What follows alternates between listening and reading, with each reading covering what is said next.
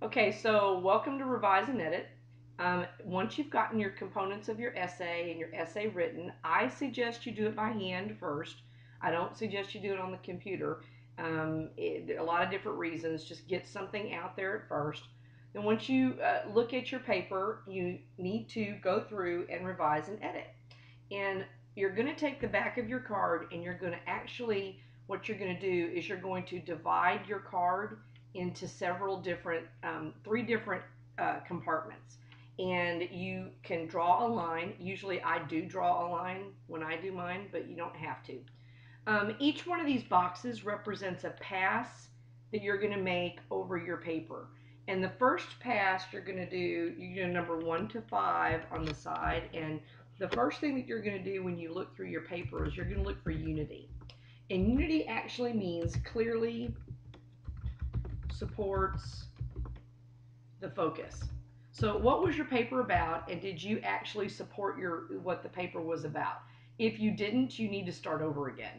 If you did, then you're going to go through and ask yourself the next question: did you adequately support it?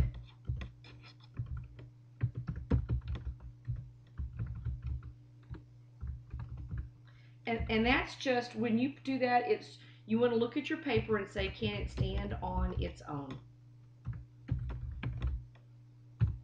And then the third thing that you're going to want to do is you're going to want to, when you're looking through the paper and you're revising at this part, you're not editing, because revising is actually taking all these pieces on the paper and making it a better paper. Editing is when you go through your punctuation and your capitalization and making sure that all those pieces are correct. But number 3 is coherence. And what you're doing specifically is you're looking for dead spots in the paper where it kind of slows down, or just the flow just kind of lays there. Okay, and then the fourth thing you're going to do is look for style. And this is really important because you have a style all your own when you're writing your paper. And it's going to, the words that you choose are unique to you, so that's your voice, and then your diction, and then your word choice. And that all is going to fall into what you're going to look for at this point. You're going to look for sentence variety.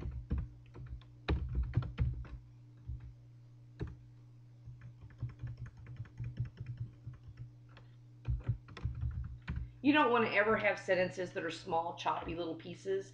You want to have big, compound, complex sentences that are put together with great, huge ideas and a controlling thought all the way through it. Spot ran fast, Spot ran really fast, Spot ran really, really fast isn't actually a real good paper to want to read. There's no interest in it. Then the last thing you're going to do is, this time you're going to look for, and you're going to go in, you're going to edit it. You're actually looking for technical errors. That would be, technical errors is defined as your grammar. It is your punctuation. It is your spelling. Ooh. And it's your mechanics. Okay? That's when you would check on your spelling. That's when you know that a spell checker will find a word, and if it's spelled correctly but it's used incorrectly, it's not going to figure it out. I think everybody's seen the movie Lion King. When I was teaching senior English several years ago, we taught archetypes using the movie The Lion King, and a student wrote about Scar and kept writing his name in there, S-C-A-R, S-C-A-R, S-C-A-R, and it's not going to pick up that because that's how you spell Scar. What the student did not do is, because it was a proper noun, it was a name, they did not capitalize the S, and therefore they had multiple errors through the whole thing. All right, so you're finished with number 1, and you've got all your first pass through your paper. The next thing I would suggest you do at this point, since you probably have typed it, is to print it. And I recommend that you print right here the first time. And then what you're going to do after you print it is you take it and you actually look away from the computer and you're going to look and read the paper again. Sometimes what you're going to want to try to do is take a break between between passes so that your mind can clear, and you do that so that you can see the errors. When you go back through for the second pass, you're going to use a technique called radar, and it's really kind of cool. The R actually stands for replace, and that means to change. And this is where I would change verbs to stronger. You're going to replace words and things that are kind of weak. I would try to replace with stronger action verbs, not so much passive. Staying away from the is and the are's is not really good either. It's T-R-O-N-G-E-R. Okay, and then the A is add. You're going to want to add elevated language. And that's just, we have words that we used and we called it one thing when we were in elementary school. When you grow up and you go to junior high, you call it something else. When you get to high school, you'll use a different word, but it means the same thing. It's a synonym. And then when you get to college, you're going to have a broader vocabulary. So you're going to have bigger words. They actually mean the same thing, but that's called elevated language. And you're going to want to use that. I suggest that you use elevated language, and you're going to add an ing verbs at this point.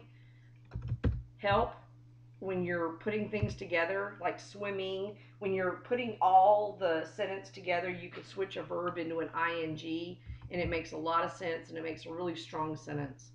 Then you're going to go to D, and D is delete.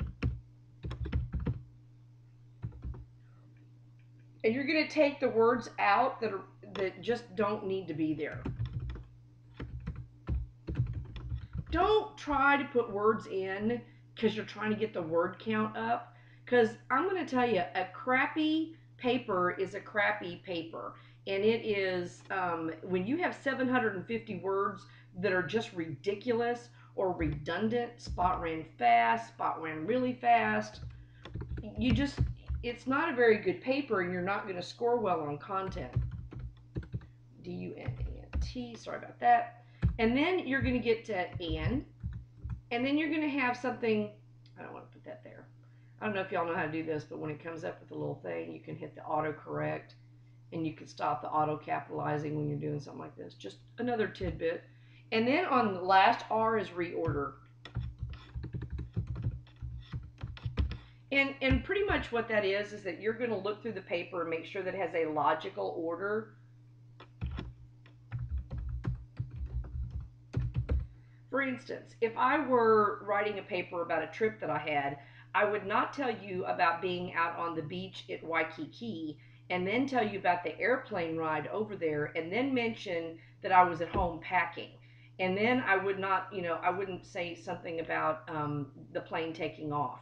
I would want to make sure that we understand that it's packing, plane taking off, flight over there, and then the beach at Waikiki. So make sure that you're always in a logical order.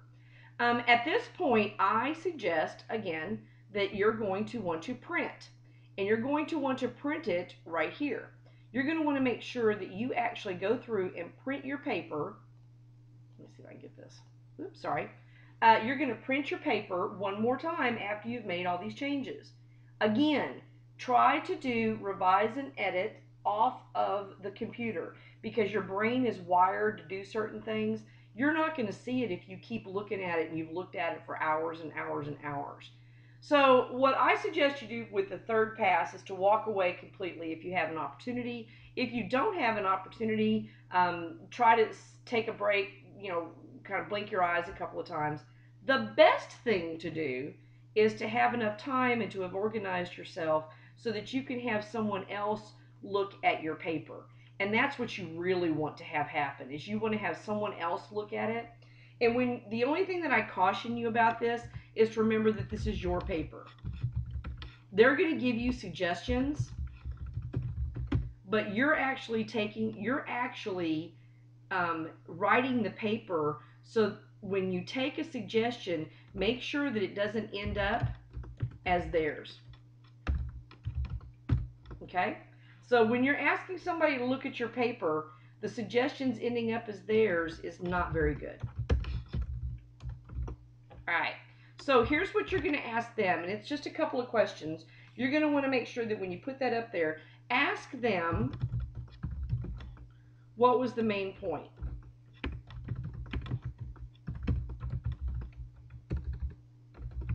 If they will look at your paper and it says that the main point is the death penalty, then you know that you've actually succeeded.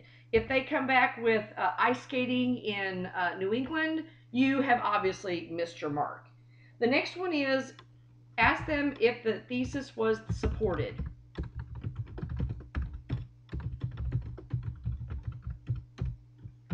If they look at you and say yes, ask them to point out exactly where it is, which one of the reasons. If they can't find a thesis statement, forget it. You've obviously not written one, so that's something you need to go back and create and correct, because you have to create a thesis statement for your paper or it's not going to have all the components. The next thing you want to know is what was unclear. Again, being cautious of their suggestions. And then what are the improvements?